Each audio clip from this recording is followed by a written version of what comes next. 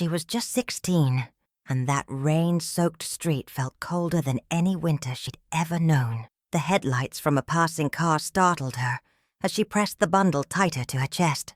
Her baby, 6 pounds, 3 ounces of warmth wrapped in a thrift store blanket with tiny yellow ducks. He let out a soft whimper, and she kissed the crown of his head like it was the last thing she'd ever do. Because it was. The mansion stood tall ahead, perched on the hill like a ship refusing to sink. Every window glowed with golden light. It was the kind of place people dreamed of, not the kind of place girls like her ever belonged. But tonight, she wasn't looking for belonging. She was looking for a second cradle.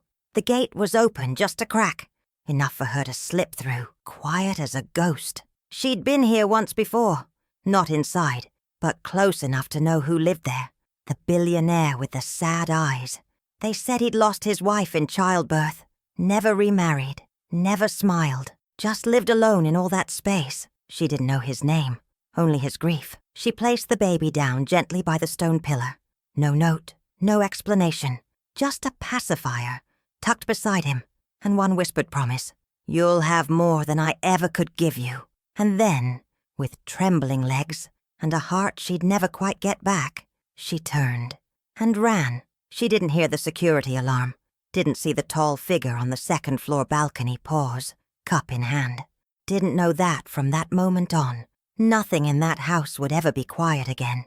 If you've ever known the ache of letting go too soon, then sit here with me a while, darling. This story is about lost babies, found hearts, and a second cradle. 10 years passed like a hush over the hills. The mansion changed. The ivy grew thicker. The windows stayed lit longer into the night. And the man inside, the billionaire with the sorrow in his eyes, changed too. They said he never went out unless it was for something urgent. Business, mostly. Nothing personal. No holidays, no family gatherings. Just him and the boy. The boy who appeared like a miracle on his doorstep. Who grew from a swaddled secret to a curious child with storm-colored eyes and a habit of asking questions the man never quite knew how to answer. Why don't I look like you? Why don't I have a mom? Did you pick me? Or did I pick you? The man, his name was Nathaniel Hart, would pause, clear his throat and say, Some stories take time to tell, son. But one morning on the boy's 10th birthday, a letter arrived. It wasn't addressed to the child. It wasn't even meant for Nathaniel. Not really. But the return address caught his attention. Elena M., Blue Pine Motel, Room 3. He stared at it for a long time. Blue Pine. That name tugged something from the back of his mind. A whisper, a flash of rain, a bundle in the dark. He opened the envelope with fingers he hadn't noticed were shaking. Inside was a single photograph. A girl, maybe 16, with eyes that held too much sorrow for someone so young. She was holding a newborn. No name, no message, just the photo. And a date, exactly 10 years ago. The same night the boy arrived. Nathaniel sat down slowly. The walls of the mansion, once his refuge, suddenly felt too quiet. He thought of the way the child had come into his life. No explanation, no claim. He thought of how he'd told himself it was fate, a blessing, a second chance sent from the stars. But maybe, just maybe, someone had meant for it to be found. And that someone might still be out there. That night, Nathaniel stood by the bedroom door, watching the boy sleep, his chest rising and falling under the blanket with the little yellow ducks. He remembered that blanket now, and he remembered the girl's eyes. He made a choice, not as a billionaire, but as a father. He would find her. But just as he reached for the phone to make the first call, a knock came at the door, a knock that would change everything. The knock was soft, almost hesitant. But in that house where visitors were rare and surprises even rarer, it landed like thunder. Nathaniel hesitated before opening the heavy oak door. The boy was still asleep upstairs, and the letter, that photograph, still rested on the side table. His heart beat faster than it had in years. Not from fear, from something deeper, something like memory. Outside stood a woman, no older than 26. But with a tiredness around the eyes that didn't belong to youth. Her coat was thin, wet from the evening drizzle. She held nothing but a small canvas bag, frayed at the seams. "Can I help you?" Nathaniel asked. his voice firm but not unkind.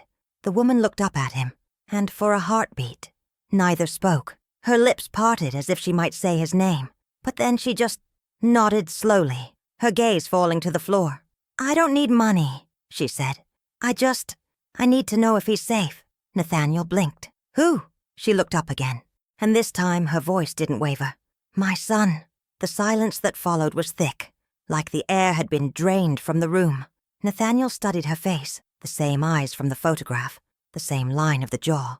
A little older now, a little worn, but unmistakable. "You're the one who left him," he said quietly. Her shoulders tensed. Yes, he didn't move from the doorway. He wasn't angry. Not yet. Just stunned. Because all these years he'd lived with the idea that whoever had left that baby behind had disappeared into the wind. He never expected to see her again.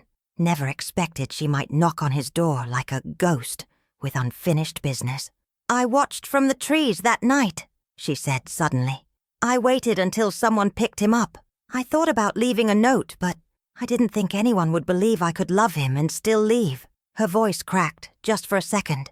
"I was 16. I had no one, no place to go." Nathaniel stepped back, just slightly, enough to let her inside the warmth of the foyer. She hesitated, then crossed the threshold. "I need you to understand something," he said. "He's not a secret I kept. I didn't know who you were. I raised him as my own because I couldn't bear to lose him. But he's never been borrowed. He's my son." She nodded, a tear tracing down her cheek. "And I'm not here to take him back. I swear.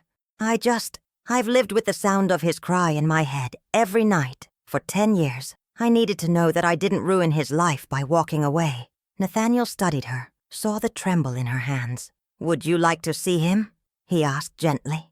Her eyes widened. She hadn't expected that. But before she could answer, a soft voice came from the staircase. "Dad?" They both turned. At the top of the stairs stood the boy, sleepy-eyed, barefoot, holding the frayed edge of his duck blanket like it still made him feel safe. And the woman, she brought a hand to her mouth, because the boy's face held her childhood, and the tilt of his head mirrored her father's. But it was his voice, soft, wondering, that undid her. "Who's that?" And Nathaniel didn't know how to answer, because in that moment, he realized he wasn't the only one with something to lose. The boy descended the stairs slowly, his small feet padding against the polished wood. Nathaniel moved toward him instinctively, resting a steadying hand on his shoulder. "She's a friend," Nathaniel said, carefully choosing each word. "From before." The woman didn't speak. She couldn't. Her throat felt closed like it had forgotten how to form sounds. All she could do was look, at the way his hair curled at the back, at the way his fingers reached automatically for Nathaniel's sleeve, still small, still needing. "Hi," the boy said, polite, uncertain. She smiled brokenly. "Hi, what's your name?" he asked simply. Nathaniel turned toward her. His eyes asked a question she hadn't expected. "What name will you give him? Yours or a stranger's?" She swallowed. There was only one name she'd ever called him. The name she whispered in the dark, even after she gave him up. The name she wrote 100 times in an empty diary. "Jude," she said softly. The boy tilted his head. "That's my middle name." "I know," she whispered. "I gave it to you." Nathaniel's breath caught. The room was so quiet you could hear the old clock ticking in the study. Jude looked between them, something shifting in his young eyes. "Do you know my mom?" he asked, innocent and devastating all at once. Her knees almost gave out. She began, and then looked at Nathaniel again. "Can we talk? Alone?" Nathaniel nodded, gently ushering Jude back toward the stairs. "Why don't you get dressed, buddy? I'll be up in a minute." Jude obeyed without question, but at the top of the stairs he turned and asked, "Will she still be here?" Nathaniel looked at her, then back at Jude. "Yes, she will." When he was gone, Nathaniel turned back to the woman. "What's your name?" "Elena," she said. "Elena Moore." That name sparked something. A name from an old case, a missing girl, a motel room.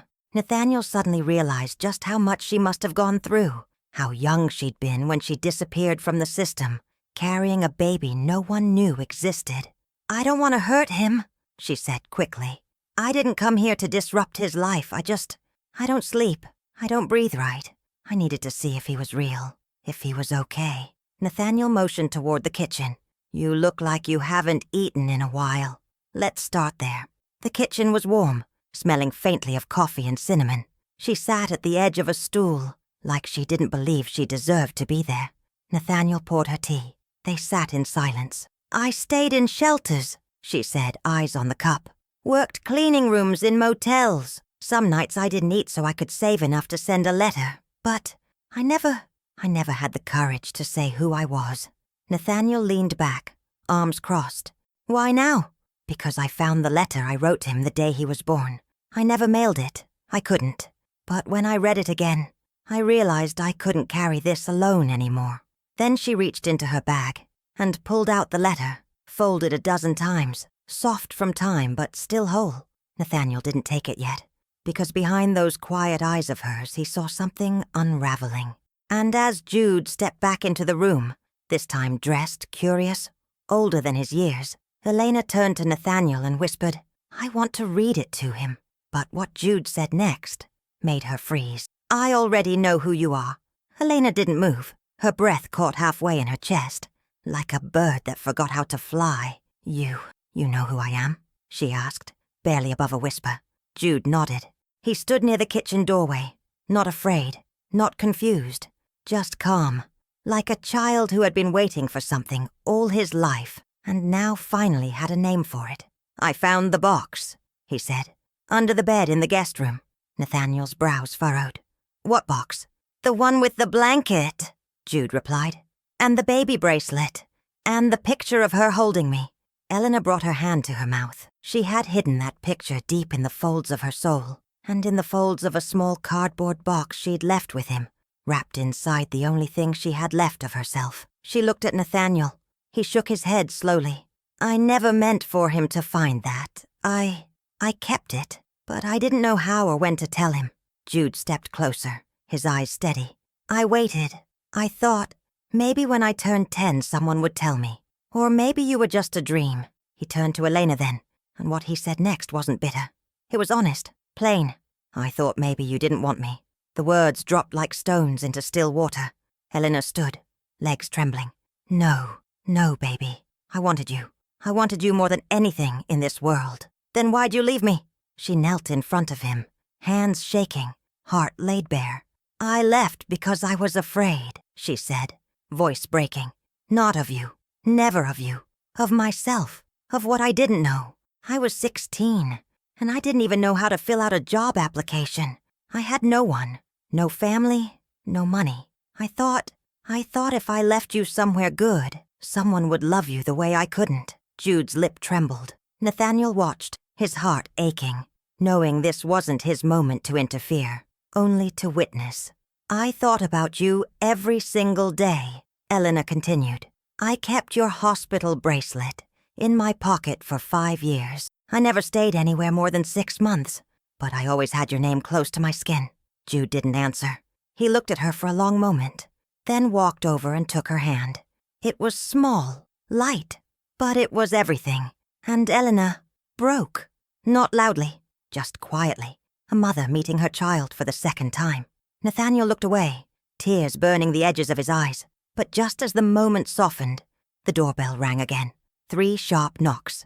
Nathaniel stood slowly. That's strange. No one comes this late. He opened the door and froze, because standing on the porch was a woman in a uniform, social services, with a clipboard and papers.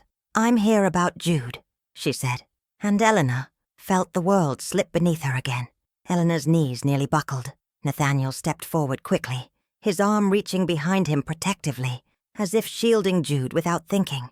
The social worker, her name tag read Marla Jenkins, looked between them all. I'm sorry for the late hour. We received a flagged letter. Someone reported a minor possibly residing here without legal guardianship confirmation.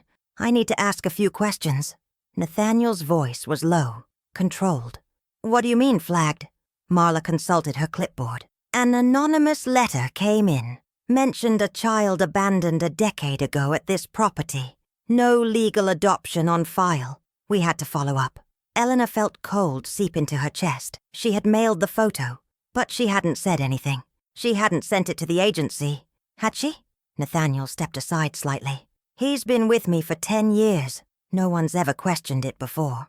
And we understand that, Marla said kindly. But legally, there are still gaps. If the child was never formally adopted, there could be implications. Elena's voice came like wind through leaves. Wait, he's not adopted? Nathaniel's eyes met hers. I tried, he said quietly. I filed the papers, but they couldn't finalize it without the mother's identity. Without yours. Elena blinked, stunned. You wanted to adopt him? I already had, he whispered. In every way but paper. Marla looked at both of them. We are not here to take the child away, but we need to begin a process. Interviews, verification, and if the biological mother is now present, we'll need her consent. Elena stepped forward. Then I give it. I give everything. Marla raised a brow. So, you're confirming you're the birth mother of the child? Elena nodded. Yes, his name is Jude Moore. I gave birth to him 10 years ago. At St. Hilary Hospital, I left him here because I believed this man would give him the life I never could. Marla looked at her gently. Then I'll need you both to come down to the office tomorrow. Together. To begin making this official. Jude looked between them, brow furrowed. Are they taking me away? No, Nathaniel said firmly, kneeling beside him. No one is taking you anywhere. Elena bent down beside them. We're just going to make sure that no one ever can. And for the first time in a decade, the three of them sat together on the living room floor. Not strangers, not secrets, just a boy, a mother, a man who chose them both. But when Jude slipped away to grab a snack, Nathaniel looked at Elena and asked the question that had lived in him for 10 long years. Why did you choose me? And Elena closed her eyes, remembering a night, a figure in the window, a man who stood still when the world kept running. I didn't choose you, she said. I saw you, and I trusted the way you looked at the dark. But she never expected what Nathaniel would say next. That night, I wasn't alone. Elena's breath hitched. What do you mean? You weren't alone? Nathaniel looked toward the window. His gaze caught somewhere between memory and confession. The kitchen had quieted. The light above flickered ever so slightly, like the house itself remembered that night. There was someone else on the balcony with me, he said, voice low. My mother. Elena blinked. Your mother? He nodded.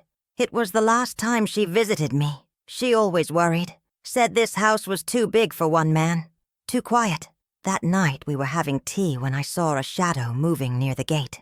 Elena felt her body tighten. Her chest ached like the past had hands. I remember, Nathaniel continued. You looked so small, thin. But when you bent down and kissed his forehead, my mother whispered something I'll never forget. He paused as if the words still lived fresh inside him. She said, that girl loves that baby, but she's drowning. Elena's hand gripped the edge of the table. She asked me to go down, to check. I thought it was a stray dog or a bundle of clothes. I didn't expect. He looked at Elena now, eyes raw. I didn't expect a child. Silence stretched between them. Not cold, but reverent. She died 2 weeks later, he added, almost as a whisper. Heart failure. That baby was the last thing she ever saw on this earth. And she made me promise that I would never treat him like a favor or an accident. Tears filled Elena's eyes, soft and slow. I'm glad she saw him, she said. I'm glad she saw me. Nathaniel looked at her, his voice turning steady. You didn't just leave him. You left him with a witness. My mother wasn't the kind to pity. She saw something in you. They both sat in that silence again. No words, no need. Just two people standing in the soft ruins of what once was, building something new from it. Upstairs, Jude's laughter rang out faintly. He was on a video call with his tutor, joking about math problems and favorite snacks. A child, light-hearted, whole, and neither of them missed that sound. It was the sound of a boy who didn't know the weight of the world had once almost broken his mother. Elena reached for the letter in her bag again.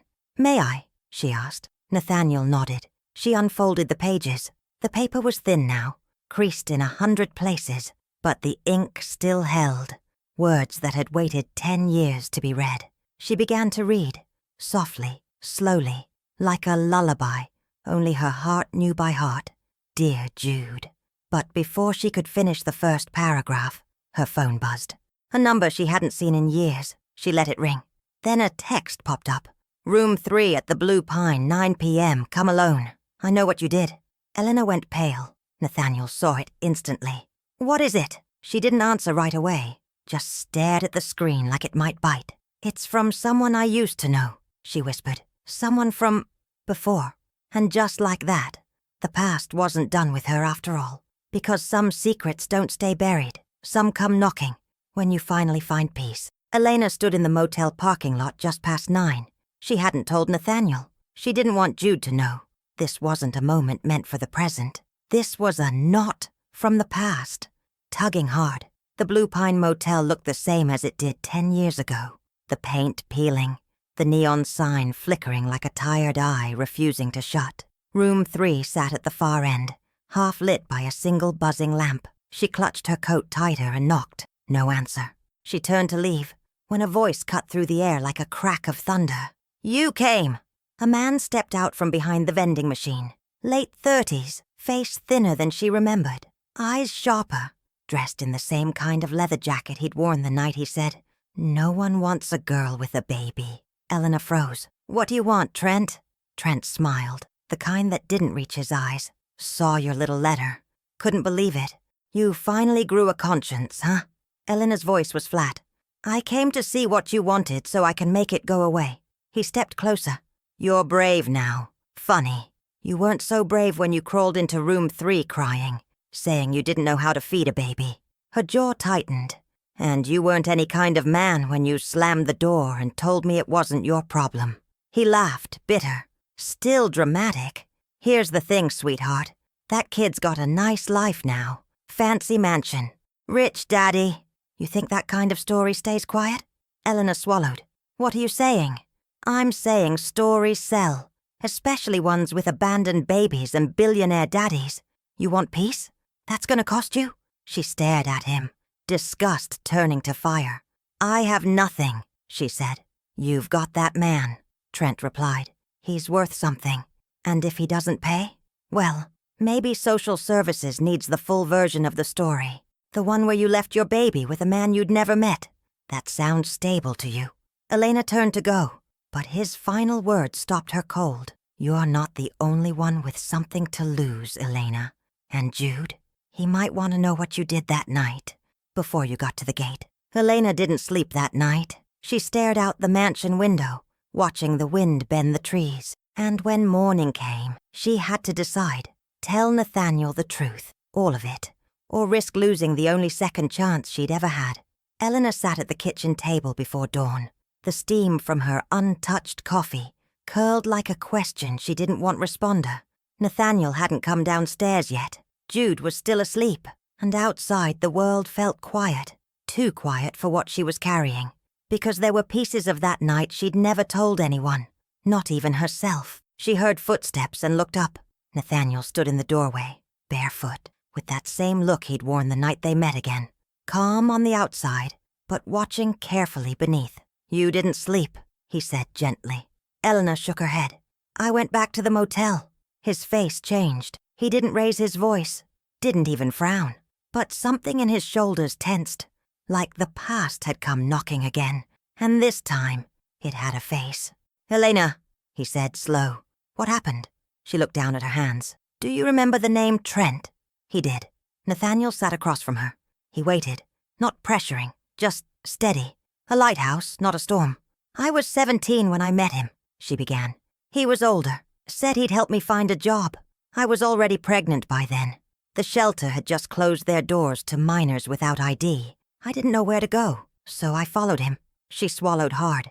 He let me stay a few nights in room 3, said he'd see what he could do. But he wanted more, things I didn't have left to give. When I said no, he told me I was on my own, that no one wanted a girl with a baby. He threw my bag outside and told me to figure it out.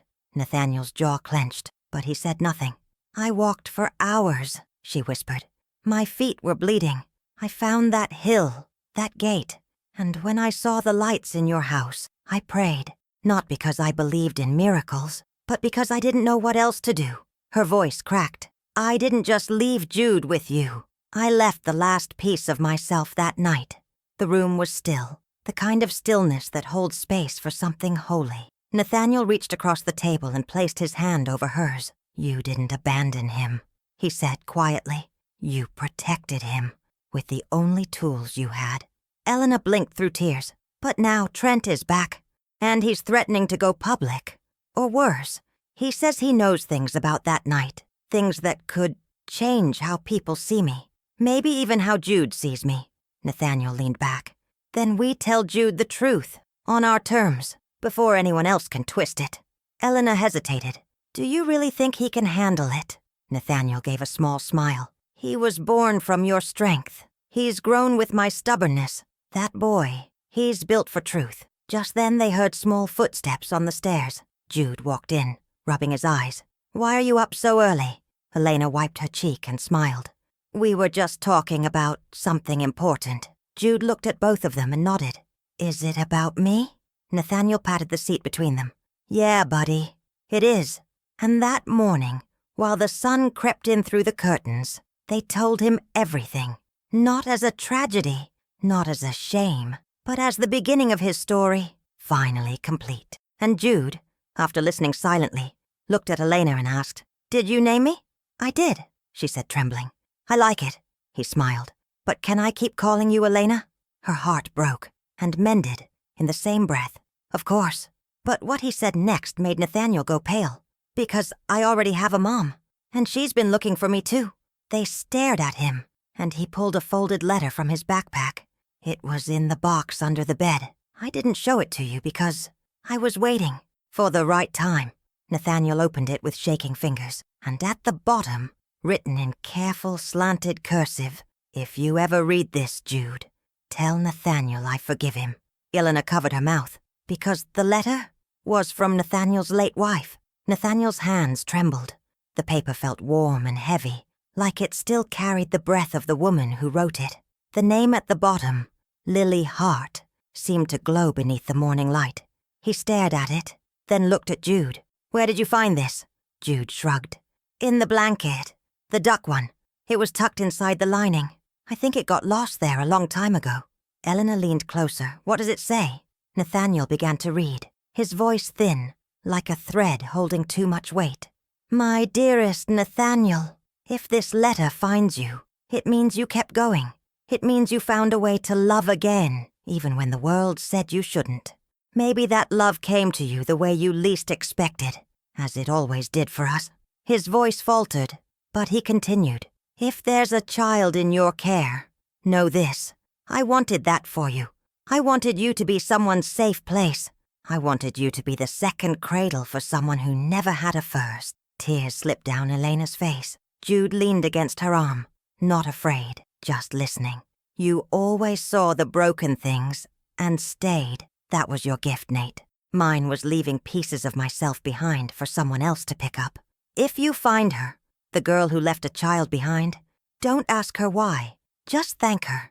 Because if she trusted you with a baby, she saw the same light in you that I did." The final words were the softest. "Don't live alone in a house full of silence.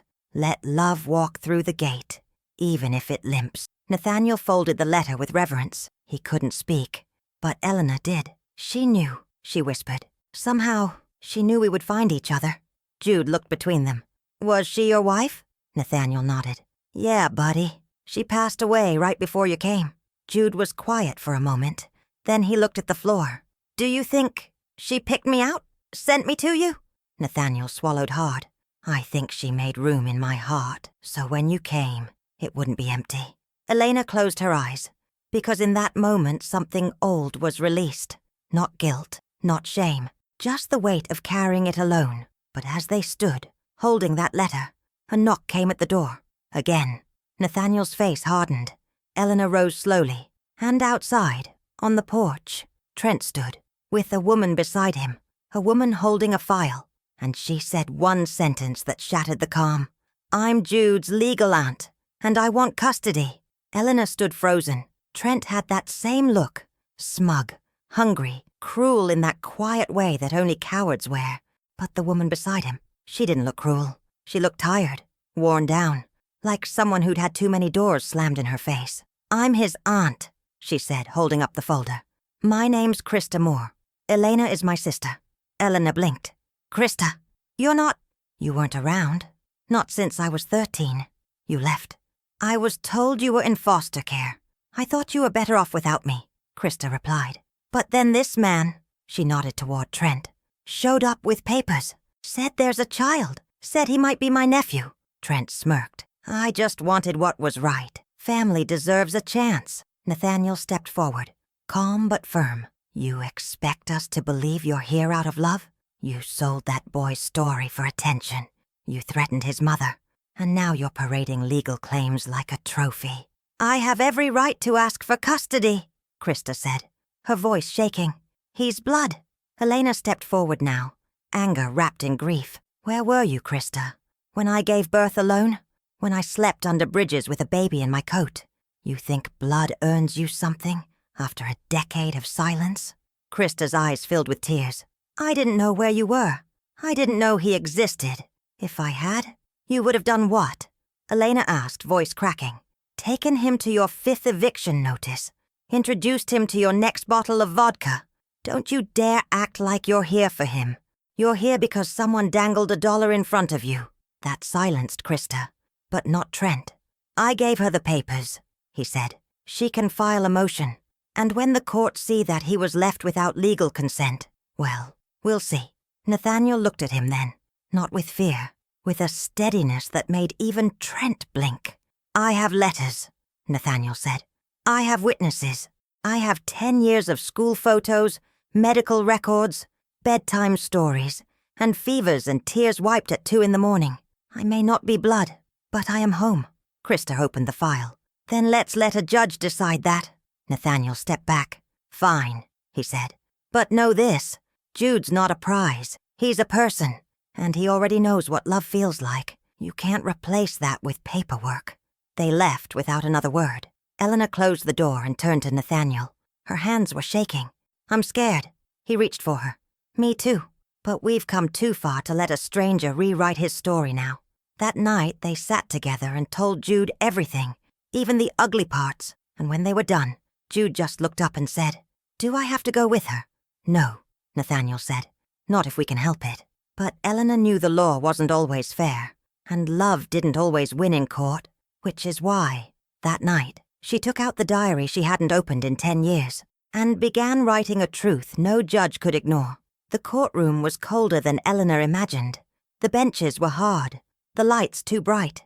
Everything smelled of old carpet and forgotten stories. Jude sat beside Nathaniel, wearing a shirt too formal for his taste, fingers fidgeting with the cuff. Krista sat at the front, Trent beside her like a shadow refusing to leave. Elena held the letter in her lap. It wasn't long, but it carried more truth than most people ever say out loud.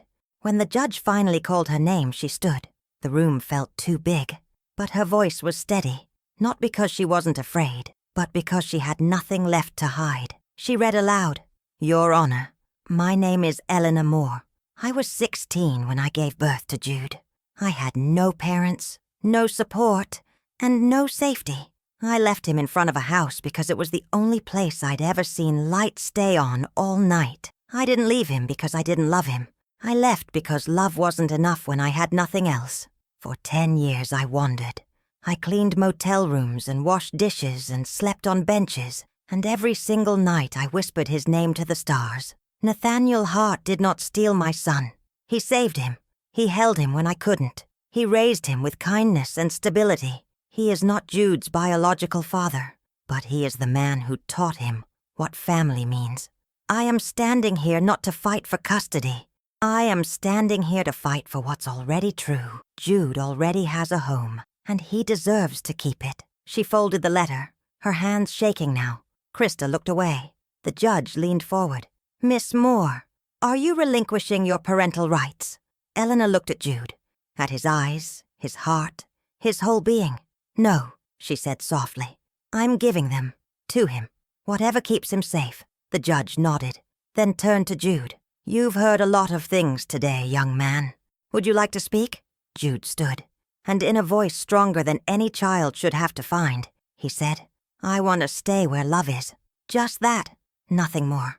No one spoke for a long moment. Then the gavel struck. Custody. Retained by Nathaniel Hart. Visitation. Granted under Jude's terms. Krista didn't speak to Elena again. Trent vanished. Maybe finally understanding he'd lost the one story he couldn't twist.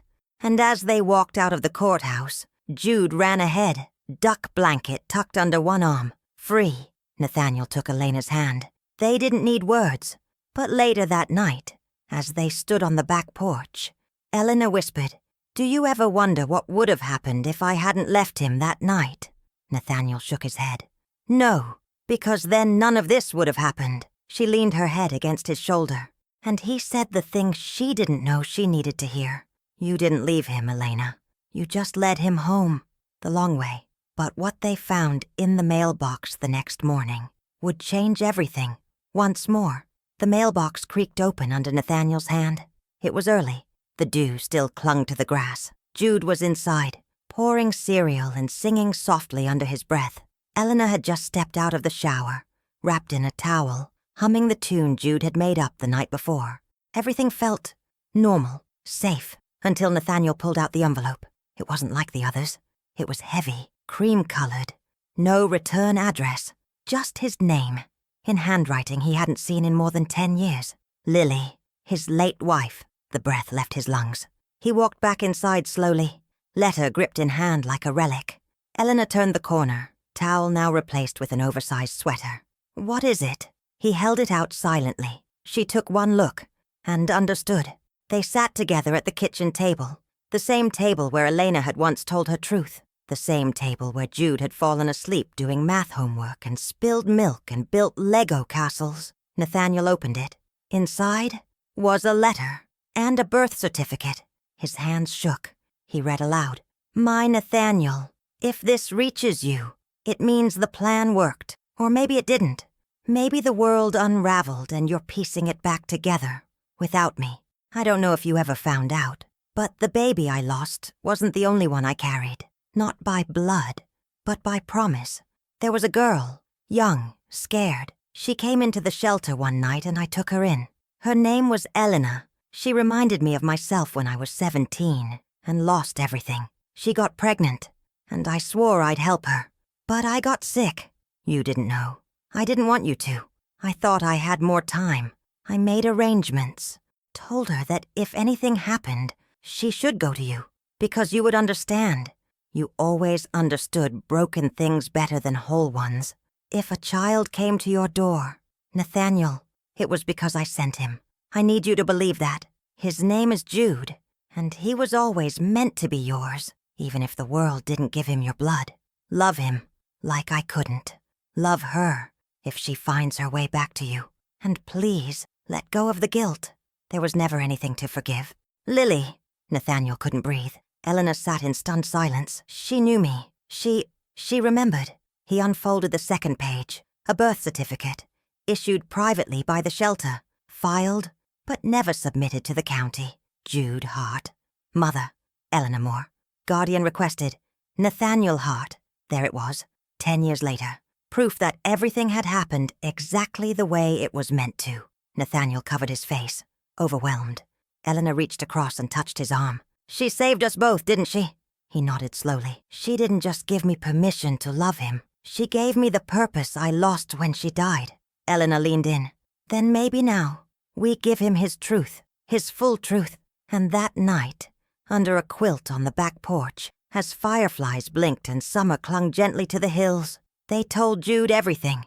He didn't cry. He didn't run. He just leaned into them both and said, "So she was the first cradle. You were the second." Nathaniel held him close. "And now, you get to build the third."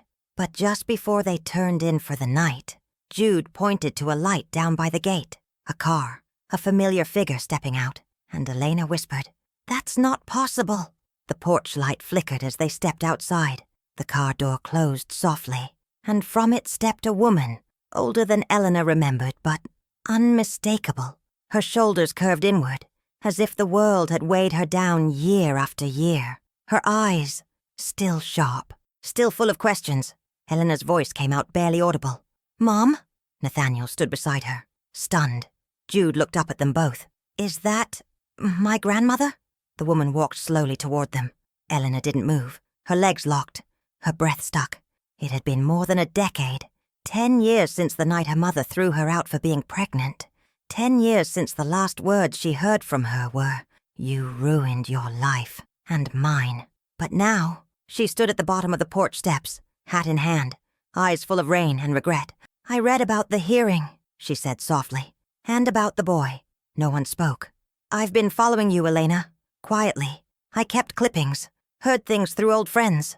I wasn't proud. I wasn't brave. I was just broken in a different way." Elena stepped forward, chest rising and falling like thunder under skin. "You left me," she said. "You let me leave with nothing. I know. You told me I was trash. I know. You never looked for me." Her mother's eyes filled. "I did. I just didn't want you to see me like that. I was drinking too much. I was angry all the time. I blamed you because I couldn't blame myself." Elena looked down at the porch floor, her hands clenched. And then Jude stepped forward. He looked up at the woman who had once turned her back on his mother, who had missed birthdays and Christmases and years of pain and growth and rebuilding. But Jude didn't shout. He simply asked, "Do you want to meet me now?" The woman knelt, tears spilling. "If you'll let me." Jude turned to Elena. "Can I?" Elena swallowed hard, looked at Nathaniel, looked at her son, then nodded. Her mother stood slowly. "I'm not asking to be forgiven. I just wanted to see what hope looked like." Nathaniel stepped forward, extending a hand. "Hope lives here. You're welcome to sit with it." And for the first time since she was 16, Elena sat beside her mother without fear. It wasn't perfect. It wasn't easy. But it was real. And sometimes that's what healing sounds like. The creak of a porch swing, the rustle of leaves, and a second chance, knocking softly, instead of breaking the door down. But the final page of this story was still waiting for them the next morning, in a courtroom, with a single decision that would decide their future as a family. The courthouse felt different this time. Not colder, not brighter, just smaller, like whatever storm had once loomed inside its walls had passed, and all that remained was the quiet after a hard rain. Elena walked in beside Nathaniel. Jude held both their hands, not tightly, but intentionally, like a boy who no longer feared he'd be asked to choose between past and future. Inside, the same judge from weeks before sat with tired eyes and a gentle smile. "This is a final review of guardianship," she said, flipping through the papers. "From what I see here, Mr. Hart has been the child's consistent caretaker for 10 years, and Miss Moore has willingly recognized and affirmed that." She looked at Elena. "Miss Moore, are you still in agreement with this arrangement?" Elena stood, heart steady. "Yes, Your Honor. Nathaniel is Jude's legal guardian. I am not giving him up. I'm joining them, as family, in whatever way he chooses." The judge raised an eyebrow. "You're not requesting joint custody." "No, ma'am. I'm requesting something quieter, something that doesn't need courts or labels to matter." The judge smiled faintly. "That's rare." She turned to Jude. "Is this still what you want, young man?" Jude nodded, his voice clear. "I want to stay with them, both of them. Then I see no reason to delay." With a single signature, a stamp, and a gavel tap softer than a whisper, the case was closed. And for the first time in 10 years, the story that began at a mansion gate and wound through motels, letters, loss, and love finally had a name: family. That evening, back at the house, Elena stood in the doorway of the old guest room. It had once held a box under the bed, a letter in a blanket, a child that didn't yet know he was home. Now, it held something new, a cradle, simple, wooden, built by hand. Jude had asked for it, weeks ago. "Not because I need it," he'd said, "but because you both gave me one, and I want other kids to have that too." So they built it, together. And every week, Elena would visit a shelter downtown and bring a blanket, a note, a soft toy. She never signed her name. She didn't need to, because she'd already left her name on a life. One morning, as she folded the laundry and the light came through the curtains just right, Jude wandered into the room. "Mom?" It was the first time. Elena looked up slowly. "Yes?" He held out a picture he'd drawn. 3 figures standing by a house, One was taller, in a suit. One wore a dress. One held a star between their hands. "That's us," he said. And in the corner, scribbled in blue crayon, "The second cradle." Nathaniel walked in just then, holding a steaming mug. Elena took it. Warm, familiar, home. They didn't need to say anything, because some stories don't end with weddings. Some don't end with fireworks. Some end right here, with a child who was once left at a gate, a woman who once believed love wasn't enough, and a man who once lived in silence until a baby's cry taught him to listen again. If this story found a corner in your heart, leave a little note, will you? The porch light is always on here at Second Cradle, and if you've ever loved someone so much you had to let them go, or hold them tighter than you ever thought you could, then you already know some second chances don't knock. They arrive swaddled in the middle of the night and change everything. Fim